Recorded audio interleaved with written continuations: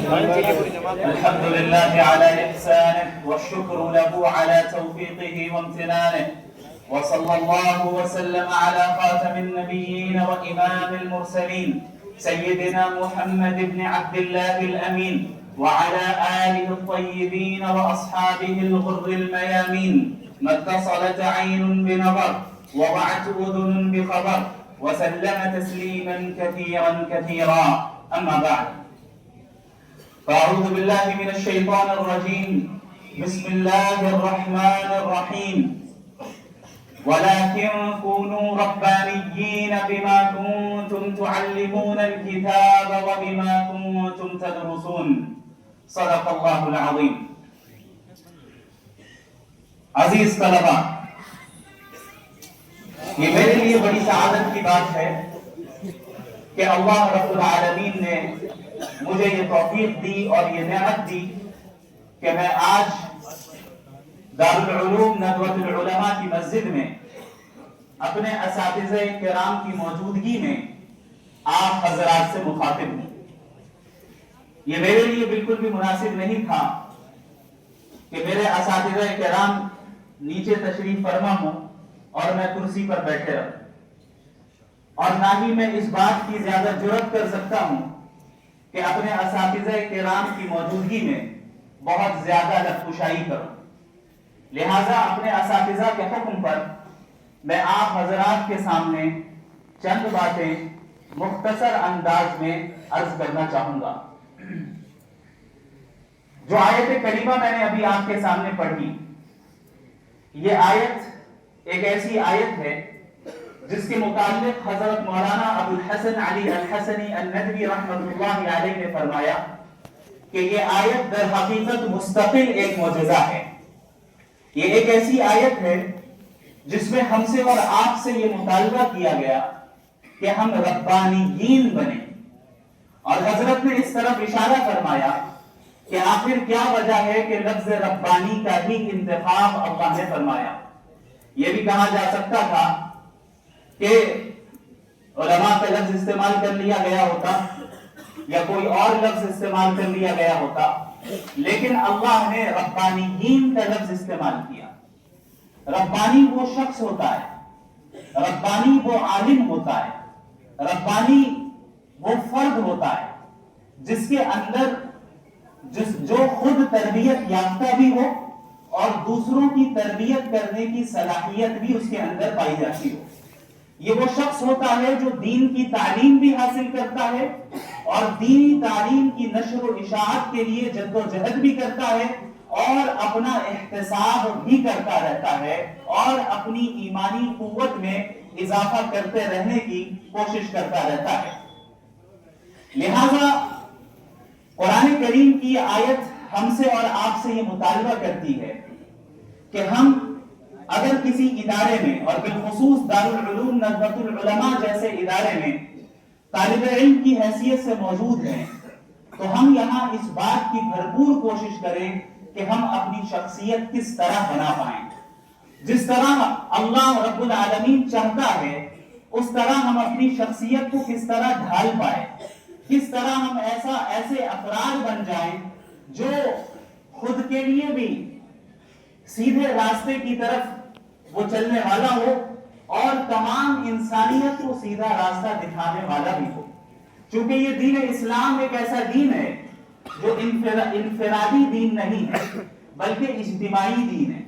یہ امت کوئی ایسی امت نہیں ہے جسے صرف اپنے لیے بھیجا گیا ہو، بلکہ یہ امت وہ امت ہے جسے تمام انسانوں کی ہدایت کے لیے بھیجا گیا. اور یہی وجہ ہے کہ قرآن کریم میں اللہ رب العالمین نے فرمایا کہ کنتم خیر امت اخرجت للناس.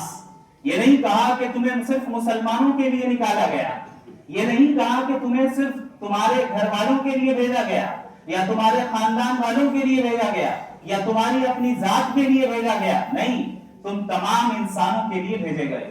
اس ذمہ داری کو سمجھنا ہے اور اس کی اہمیت ہمیں جاننا ہے اور اس کی قدر ہمیں کرنا ہے. کیونکہ پوری دنیا آپ کی محتاج ہے. پوری دنیا کو ایسے افراد کی ضرورت ہے جو اسے تاریکیوں سے نکالے اور ہدایت کی طرف لے آئے، اور یہ کام ظاہر ہے آپ حضرات کے کندھوں پر اس کی ذمہ داری ہے۔ اللہ رب العالمین کا فضل ہے کہ آپ حضرات اس ادارے میں پڑھتے ہیں، اور میں سمجھتا ہوں کہ میرے لیے میرے والدین کا جو سب سے اہم اور سب سے صحیح فیصلہ رہا اور سب سے صحیح ڈیسیژن رہا، وہ فیصلہ یہ تھا کہ انہوں نے میرا داخلہ دارالعلوم ندوۃ العلماء میں کروایا۔ دارالعلوم ندوۃ العلماء کسی عام مدرسے کی طرح ایک مدرسہ نہیں ہے، بلکہ یہ ایک فکر ہے، ایک مشن ہے، ایک مقصد ہے اور ایک منہج ہے جس کو اختیار کر کے ہم موجودہ زمانے میں حالات کے تقاضوں کا لحاظ رکھتے ہوئے پوری امت بلکہ پوری انسانیت کی صحیح رہنمائی کر سکتے ہیں۔ دارالعلوم ندوۃ العلماء ہی دراصل سبب ہے ان تمام ٹوٹی پھوٹی صلاحیتوں کا جو اس وقت میرے پاس جو مجھے اللہ نے عطا کی ہیں۔ دارالعلوم ندوۃ العلماء نے در حقیقت مجھے بولنے کا سلیقہ دیا، ندوۃ العلماء نے در حقیقت لباس پہننے کا سلیقہ دیا، ندوۃ العلماء نے مجھے لوگوں سے گفتگو کرنے کا سلیقہ دیا، ندوۃ العلماء نے مسلمانوں کے ساتھ تعامل کرنے کا سلیقہ دیا، ندوۃ العلماء نے غیر مسلموں کے ساتھ اچھے اخلاق سے پیش آنے کا سلیقہ دیا، ندوۃ العلماء نے اسلام کی حقانیت کو جدید انداز میں پیش کرنے کی صلاحیت اور جدید انداز میں پیش کرنے کا سلیقہ دیا، ندوۃ العلماء نے تفقہ فی الدین کی اہمیت سکھائی، ندوۃ العلماء نے اپنے بڑوں کی قدر کرنا سکھایا، ندوۃ العلماء نے اپنے والدین کی اطاعت کرنا سکھایا، ندوۃ العلماء نے قرآن کریم کو غور و فکر کے ساتھ پڑھنے اور سمجھنے کا سلیقہ عطا کیا، ندوۃ العلماء نے احادیث کے ساتھ مشغول رہنے کا سلیقہ سکھایا، ندوۃ العلماء نے یہ بتایا کہ تم صرف دیندار نہیں بلکہ باشعور دیندار ہو۔ ندوہ صرف دینداری کا نام نہیں ہے، ندوہ انسان کے اندر شعور کو پیدا کرتا ہے، ایک ایسا شعور پیدا کرتا ہے جس شعور کی اس امت کو ضرورت ہے، اور اس امت کے ہر فرد کو اس شعور کو اختیار کرنا ضروری ہے۔ حضرت مولانا ابو الحسن علی الحسنی الندوی رحمت اللہ علیہ نے فرمایا کہ یہ کافی نہیں ہے کہ ہم اور آپ صرف دل سے مومن بنیں، بلکہ دماغ کا مومن ہونا بھی ضروری ہے۔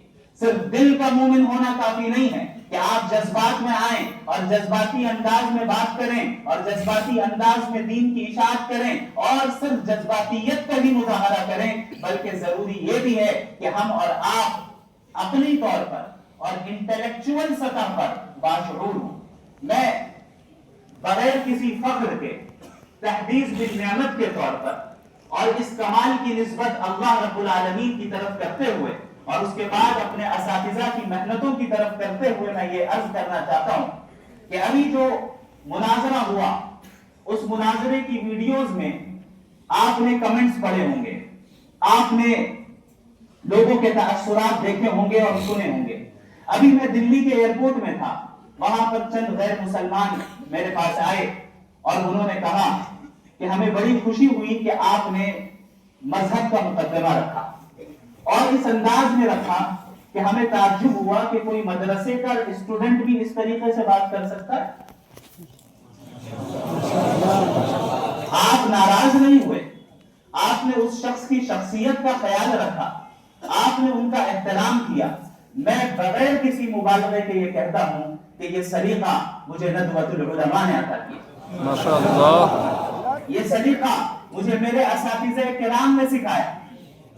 یہ وہ سلیقہ ہے جو مجھے ان حضرات کی جوتیاں سیدھی کرنے کی برکت اور نتیجے میں حاصل ہوا۔ یہ وہ سلیقہ ہے جسے اللہ نے اپنے فضل سے عطا کیا، باوجود اس کے کہ میں اس کا اہل نہیں تھا اور اس کے لیے میں غیر مستحق تھا۔ ذالک فضل اللہ یؤتیہ من یشاء واللہ ذو الفضل العظیم۔ میں جب ندوۃ العلماء میں آیا تو چند اہم چیزیں میں آپ کے ساتھ شیئر کرنا چاہتا ہوں، اور یہ بھی صرف اس لیے کہ آپ کو ترغیب ملے کہ آپ کو اس ادارے میں رہ کر کس طرح دین کا کام کرنا ہے اور دین کو سیکھنا ہے۔